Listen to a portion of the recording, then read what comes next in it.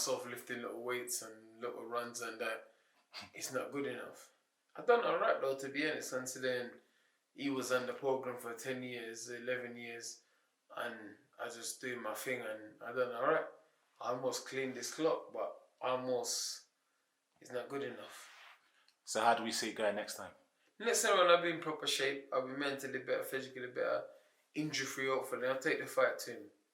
So, in your opinion, why did the fight not happen? Why did the fight not happen? Yeah. Joshua wants to dominate everything. Mm-hmm. He's saying he's the champion, he's got 4 belts. He wants to give me what he wants to give me, then I go in there and I beat him. I'm the champion, I have 4 belts, he still wants to control. And I'm like, no, it should be the reverse. Whatever you give me now, when I'm the champion, I'll give you the same. Mm-hmm. You know, listen, I know my value, I know my worth, I know what figures and what numbers are into these fights. I'm a pay-per-view star myself. Not a pay-per-view star yet, I'm a pay-per-view fighter. Mm-hmm. You know what I mean? I'm a pay-per-view fighter myself. I know what value I bring. I bring more value than his last 4 opponents. So it's more the rematch. The rematch. It's the rematch. It's lots of things. A lot of these fights happen because these guys are egomaniacs. You know, they want to control everything. And at this high level, it's risky. If you're going to take risks, the reward needs to add up. I don't care what people say about, it's about this, it's about that. No. I know the numbers. I know the figures. I know what's going on. So is that a fight that you still see happening in the future? Or it is a fight that I see happening. It's a fight that I want. Even if you lose to Miller, I'll still fight him. Mm-hmm. If you lose to Miller, I'll fight him next. It's a comeback fight if you want. It seemed like you guys had a common respect for each other, but it just seems like that rivalry is now kind of resurfaced and that kind of respect has gone out of the window. The rivalry's never gone anywhere, and I've got respect for him. He's doing alright. I can't respect someone for doing good. Yeah. He's a fellow young guy just like me. He's doing alright. You have to respect him for that. You know what I mean? I respect him for that. Good luck to him and all that other stuff. I respect him for that. You know, of course you have to respect him. So the next time you fight, we should be seeing fireworks. A fully ready Dillian Whyte, explosive. I think the next time I run into him, there may be fireworks. He's got a lot to say when he's not in front of me. When he's in front of me, he doesn't say a lot. So let's see. So let's see how it goes. Mm-hmm. I'm actually looking forward to it. I'm looking forward to both. Sure, son, just keep it together. Keep it together, top half. Bit of top off, move about a bit. Get your head going, son. Keep your legs together. What's Mark Tibbs like? Mark's a legend. Very, very interesting guy. A lot of energy. You know, very, very knowledgeable when it comes to boxing. And he's a loyal guy as well. Mark will have your back. If you have an issue, Mark will have your back 100%, you know. He's very, very dedicated to the game as well. So you feel, obviously, he's naturally a vital part of your setup and your camp. What do you think, like, his kind of unique qualities are? His qualities that's helped you sort of raise up to the level that you are? You know, Mark's worked with a lot of lightweight fighters before. So that's good, and that's good because he had a lot of punch output. He learned work rate, punch output, you know, and stuff like that. Get me to move a bit faster, a bit lighter, throw more punches, move my head a little bit more. And he didn't try and change my style also, you know what I mean? He just try and improve what I have and make it a bit more sharper and had more to it. He didn't try and change what I am, you know? Another heavyweight that seems to be kind of just lingering around, Victor Ortiz. Firstly, what do you think of him? And is that maybe a potential? Do you see him still being a potential fight in the future? Ish. They're gonna take his last and always sin. I've been trying to fight Luis Ortiz for years. Go back and look when he first signed the match. It was the first fight to call him up. I offered him the fight last December before Fort Cesaro. He was taking long. I wanted to fight Luis Ortiz live on pay-per-view here, main event. Me and him, 2 big dogs versus each other. He wanted to fight on the Tyson Fury Wilder undercard, which makes no sense. I'll pay him more money to fight here. It's mine and his main event together. Why are you going to fight someone else undercard? Makes no sense. When you're gonna get paid a fraction of the money, you're not gonna have as much publicity, nothing. Why would they do that? That's rubbish. I think AJ kind of said the same thing in terms of he started to speak up saying he wanted to fight after Big Baby Miller kind of signed. Because You wanted to do what? he expressed interest in fighting AJ after the contract was signed with Big Baby Miller. So AJ was basically saying Luis Ortiz is a clown, man. He's a clown. I offered to fight when he started matching me, fought Dave Allen and Malik Scott instead of me. Is he still signed to No. Chisora and Parker? They just signed him to keep him away from Joshua. Yeah. Chisora and Parker, what do you think of that? I know that was kind of rumours floating around about them two fighting. Fighting out, man. Yeah, man. How would you see that fight going if it did happen? I don't know. Good fight. They're both good, man. You know, I spend a lot of time in the ring with both of them. They're both good fighters. They're both very ambitious and they're both very strong, good contenders. But I don't know. See, Derek has moved from Don Charles. Yeah, it's a funny one because Dave Cordell, friend of mine, is a good fighter. I mean, good coach. You know, he knows what he's doing. He's very knowledgeable. He knows the mental and the physical side of boxing. But Don Charles is a good coach also, I believe. Knowledgeable guy. But the Don Charles' biggest advantage with Chisora is mental. Don Charles can control him and get in his head and get him to do work and get him motivated. And Dan Charles might be the best trainer in the world, or the best trainer for Derek Chisora or whatever, but he knows how to get results out of him, how to get work out of him. And with Chisora, that's very important because he can be quite stubborn, and quite hard-headed, and quite tough, and quite lazy. You know what I mean? And if he doesn't respect you, if he doesn't think that if you can't get to him on a level, he might not give you the work that you want. Next week, got one of your own fighting.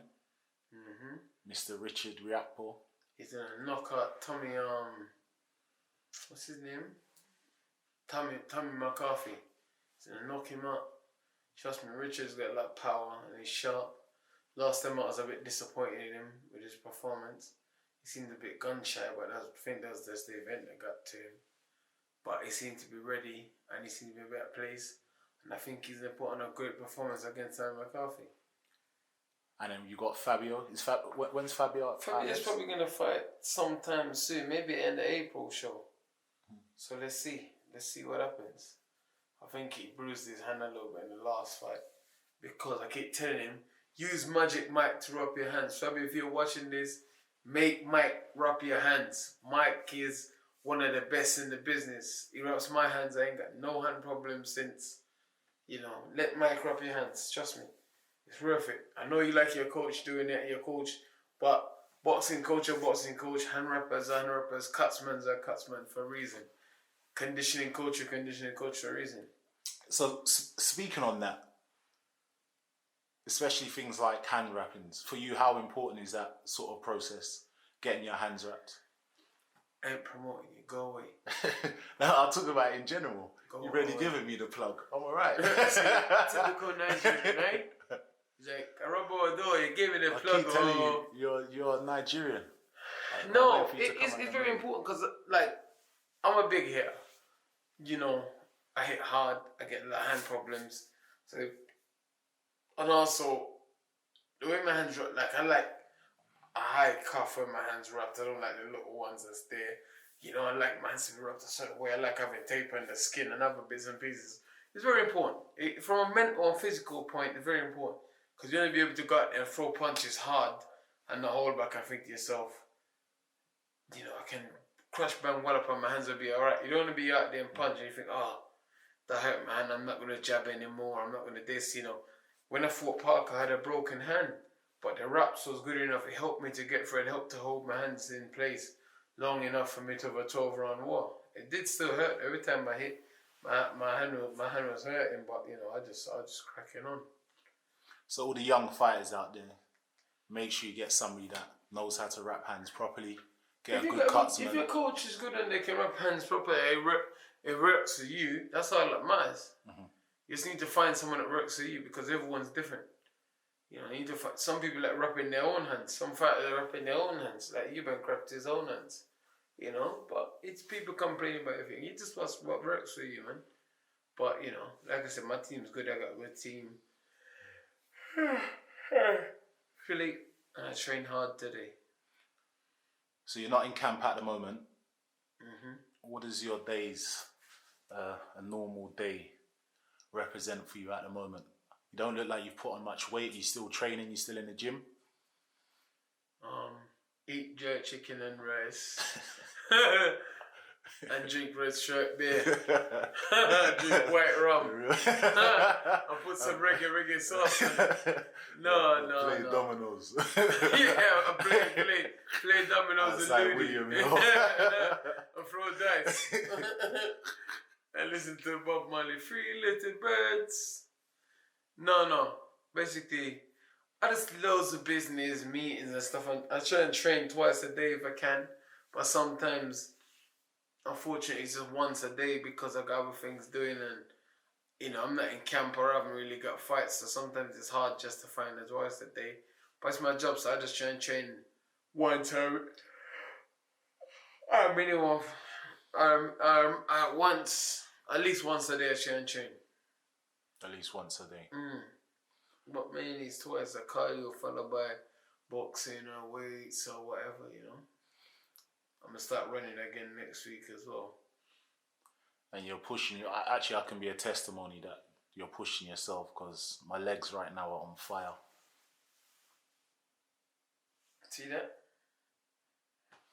You see that? I carry a little bit extra padding at the minute, but that's how it goes, man. You know, I'm not fighting till July, so I'm still maintaining, I'm still training, but I'm not like overly dieting and killing myself because it's too long. The camp is important. The time you peak is very important, so you have to make sure you maintain, but don't push it over the edge. Mm-hmm. So, last couple of questions. Why is your lip so dry? You want some Vaseline? Do you want to give me back the Vaseline that you stole from me? What are you talking about? Why would I steal Vaseline from me? You stole my cream. That's not Vaseline. Right, where's my £10?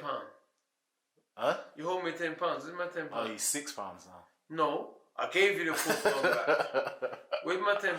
We're going to sort that out. No, we're not going to sort that out. You're trying to wait for the channel to get 1 million views.